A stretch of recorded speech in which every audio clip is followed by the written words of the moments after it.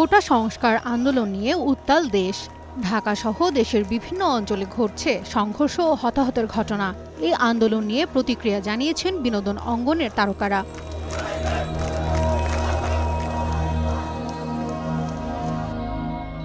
আন্দোলনে সহিংসতা নিয়ে সোশ্যাল মিডিয়ায় আবেগঘন বার্তা দিয়েছেন সুপারস্টার শাকিব খান। মেনে নিতে পারছেন না একাধিক মৃত্যুর ঘটনা। এই সংকটের যৌক্তিক সমাধানের আহ্বান জানান তিনি। আন্দোলনে মৃত্যুর ঘটনা হৃদয় বিদারক, মর্মান্তিক এবং সভ্যতা বহির্ভূত বলে সোশ্যাল মিডিয়ায় লিখেছেন অভিনেতা চঞ্চল চৌধুরী। রক্তপাত বন্ধের দাবি জানান তিনি। জনপ্রিয় অভিনেত্রী পরীমনিও সরব হয়েছেন। আন্দোলনকারী এক নারী শিক্ষার্থীর রক্তমাখা ছবি ফেসবুকে পোস্ট করে নারীর প্রতি সহিংসতায় প্রতিবাদ জানান।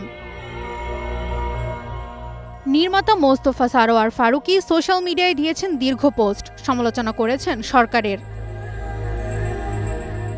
অভিনয়শিল্পী সিয়াম আহমেদ, পূজা চেরি, নিলয় আলমগীর সহ অনেক তারকাই আন্দোলন ঘিরে সহিংসতা সমাধানের আহ্বান জানিয়েছেন।